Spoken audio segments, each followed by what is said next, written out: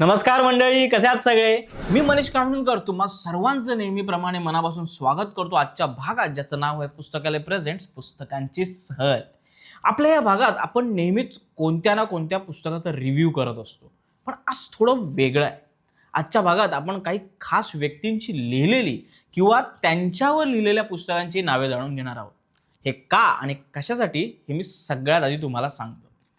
10 डिसेंबर रोजी संपूर्ण जगात नोबेल पुरस्कार दिन साजरा केला जातो, कारण दरवर्षी याच दिवशी संपूर्ण जगातील कोणत्या तरी एकाच व्यक्तीला हा सर्वोच्च मानाचा पुरस्कार दिला जातो.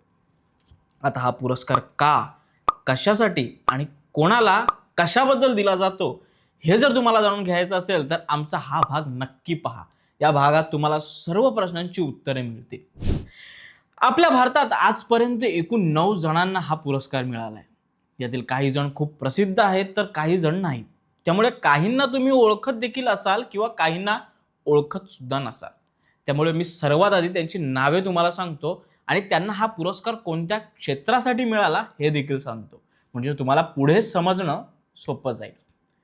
1913 मध्ये रवींद्रनाथ टागोर यांना साहित्य क्षेत्रामध्ये हा पुरस्कार मिळाला होता, सर्वात पहिला. त्यानंतर 1930 मध्ये सी.व्ही. रमण यांना भौतिक शास्त्रात मिळाला होता. 1968 मध्ये हरगोविंद खुराना यांना औषधशास्त्रात हा पुरस्कार मिळाला होता. 1979 मध्ये मदर तेरेसा यांना शांती या क्षेत्रात हा पुरस्कार मिळाला होता. 1983 मध्ये सुब्रमण्यन चंद्रशेखर यांना भौतिकशास्त्रात हा पुरस्कार मिळाला होता. 1998 मध्ये अर्थशास्त्रात अमर्त्य सेन यांना पुरस्कार मिळाला होता. तर 2009 मध्ये वेंकटरामन रामकृष्णन यांना रसायनशास्त्रात हा पुरस्कार देण्यात आला होता. 2014 मध्ये पुन्हा शांती या क्षेत्रामध्ये कैलाश सत्यार्थी यांना हा पुरस्कार देण्यात आला होता. तर शेवटचा पुरस्कार 2019 मध्ये अभिजित बॅनर्जी यांना अर्थशास्त्रात देण्यात आला होता. या सर्वात पहिले आहेत आपल्या भारताचे राष्ट्रगीत लिहिणारे आपले सर्वांचे लाडके रवींद्रनाथ टागोर. यांना समजून घेण्यासाठी त्यांनी लिहिलेली काही प्रसिद्ध पुस्तके आहेत, जसे की गोरा, घरे बाहेरे, चौधरी, काबुलीवाला, मानवी.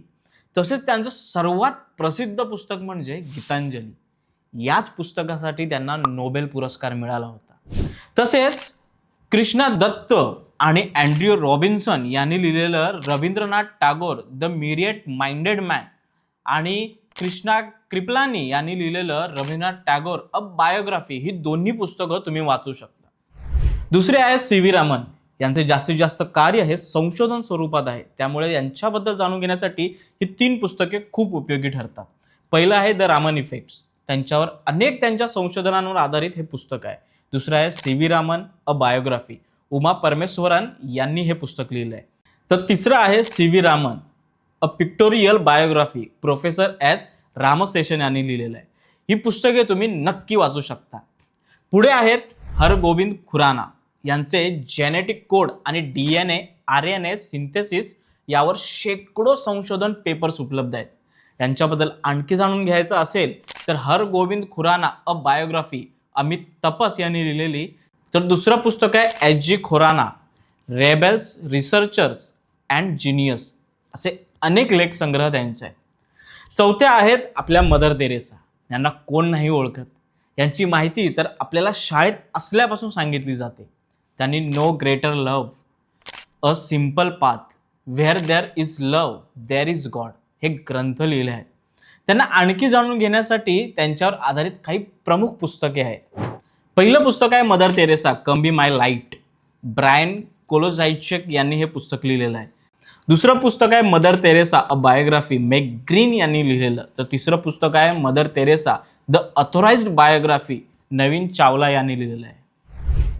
पाचवे आहे सुब्रमण्यन चंद्रशेखर यांनी लिहिलेली महत्त्वाची पुस्तकं जी आपण वाचायला हवीत, ती म्हणजे truth and beauty, general theory of relativity, principle of stellar dynamics, mathematical theory of black holes.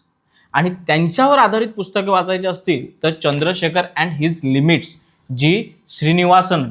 आणि दुसरं पुस्तक म्हणजे S Chandrasekhar the man behind the legend हे कामेश्वर वाली यांनी लिहिलेलं आहे. हे नक्की वाचा. पुढे आहेत अमर्त्य सेन.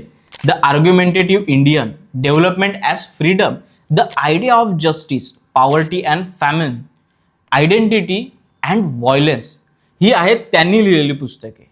आणि जर तुम्हाला त्यांच्यावर आधारित काही पुस्तकं वाचायची असतील तर अमर्त्य सेन, अ बायोग्राफी, लॉरेन्स हॅमिल्टन यांचं हे पुस्तक नक्की वाचा. पुढे 7व्या क्रमांकावर येतात व्यंकटरामन रामकृष्णन.